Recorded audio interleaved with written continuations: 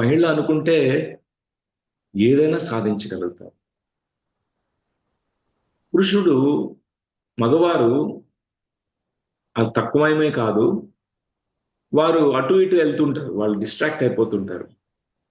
కానీ మహిళ కాదు. ఒక పట్టారంటే ఏదైనా సాధించగలిగే అంత దీక్షభూని, అంత సంకల్పంతో చేయగలుగుతారు.